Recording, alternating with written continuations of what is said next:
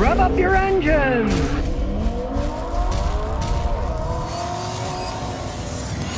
Today I'm going to talk about why I don't advise people to buy used Infinitis. It's a 2009 Infiniti G37. It's their lower line sedan. Now yes, they're sharp looking cars. They're classic rear wheel drive too.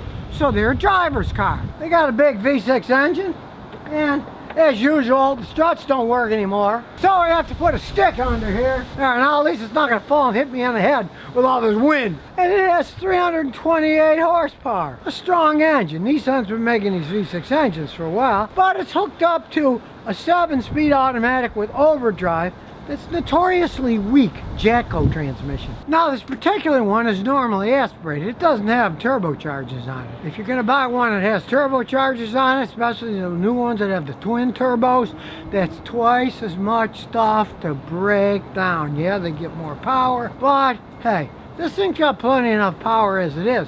Plenty enough to burn out the transmissions, which they often do. And yes, they're pretty luxurious inside. Nice leather seats. This one, hey, it's 11 years old, but front and back is still pretty clean. There's the grandkid seat. And it's got a killer Bose speaker system in it. Plenty of room in the trunk, goes pretty deep. And I do have to say, my customers that bought these brand new, like the cars, generally relatively trouble-free for 80,000, 90,000 miles. If you don't mind the price of a new one, they're fun, zippy cars to drive around. But this isn't the case for used ones. Infinitis are the fancy Nissans, and the parts are super expensive. As they age and have air conditioning problems, automatic transmission problems, power steering problems, and especially catalytic converter problems, they can quickly become endless money pits. I've had a few customers who bought them used and said, oh, I got a great deal on this Infiniti. I only paid $5,000 for it. Turns out it was a horrible deal for them, especially the ones that had more than 100,000 miles on them. As I said, they're notorious for having catalytic converter problems.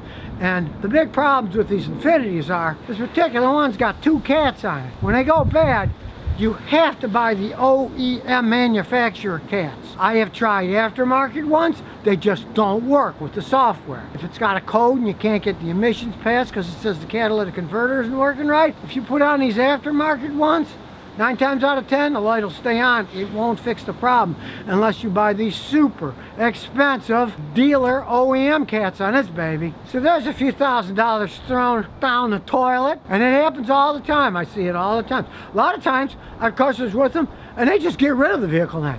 They say, I'm not going to throw that kind of money in that, and they just get rid of the car. Now, this is a rear-wheel drive car, so it's a true driver's car. A lot of drivers, they like rear-wheel drive cars because of their handling characteristics. But let's say you live in an area where it snows a lot. You have a tendency of spinning out because all the power is at the back drive wheels, and the front, where the weight in the engine is, doesn't have enough weight on the tires, just like those old Mustangs in the 60s. Great in a straight line, but when you got in the snow, they would just fishtail like no tomorrow. Now you can bypass that if you bought a luxury Infiniti with all-wheel drive.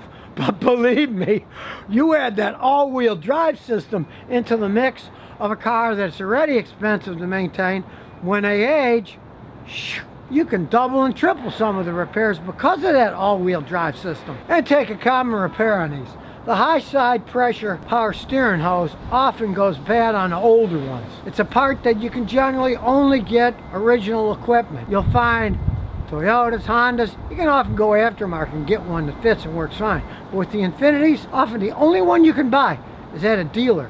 And it can be $300, $400 for a stupid hose. In this case, the Infiniti dealers are literally hosing you down for a part that they know they're the only ones who have it.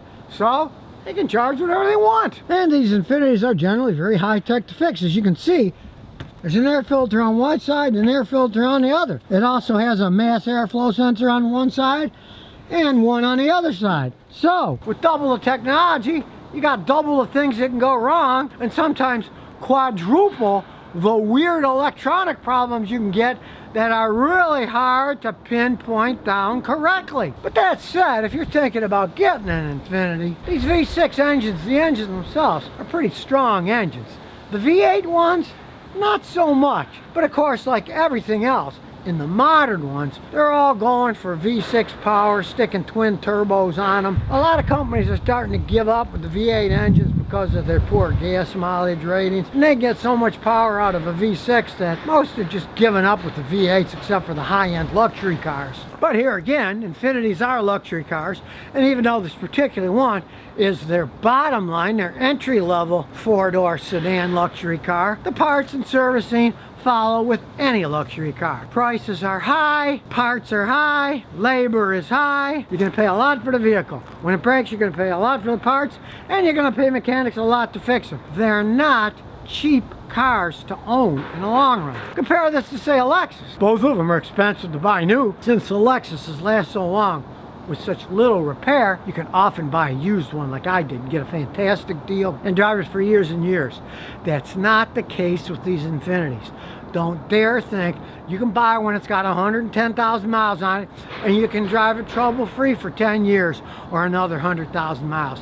That does not happen with them. It's got the dual heat air conditioning systems. Great when it doesn't break, but unfortunately, in the Nissan products and all these Infinitis, these have a tendency of breaking as they age. And when you have to fix one of these dual control AC systems in one of these, don't be surprised that you get a $1,500, $2,000 bill because they are so complex, the computer parts are extremely expensive, and generally you're only going to be able to get them at the dealer. And in the case of these Infinitis, I never advise customers, they'll say, oh, that part's so expensive, I'm going to go to a junkyard and buy it. Because you go to a junkyard, you got to get one from one that's also a few years old. Odds are it's either broken or it's going to break soon. I had a customer do that once, bought the control unit at a junkyard, I put it in, guess what? 4 months later, that one broke too. Right back to square one. So, when you have all this complexity in a car that has expensive parts and it's hard to work on, it's never a good idea to buy one of these things used high mileage. Now, my customer did buy this one used, but now it's got 93,000 miles on it. She bought it years ago with a lot less mileage on it, and it hasn't been a bad car for her. But now things are starting to happen. Warning lights are starting to come on. And being a luxury car, yeah, it's got the old heated seats, and they actually work still. It still rides quite well, and luckily for her, it still shifts really well. She kind of babies the car, so she's not a screamer. With the 300 plus horsepower this thing has, I've had many younger, faster drivers burn those trannies out like that because the engine's got so much power, the transmission couldn't take all that power, and it fell apart before its time. And it is the reputable V6 engine, so the engine's pretty bulletproof on this model. But as I said, this isn't a turbocharged one, this isn't a gasoline direct injection one, it's a plain Jane fuel injected one. You start adding all that other stuff on and shoo, sky's the limit when it comes to expensive repairs, even on the engines of those. So now you know the truth about buying a used Infiniti. You might think you're getting a really good deal, but if it's got 100,000 miles or more on it, you might think twice before you buy a used Infiniti. So if you never want to miss another one of my new car repair videos, remember to ring that bell.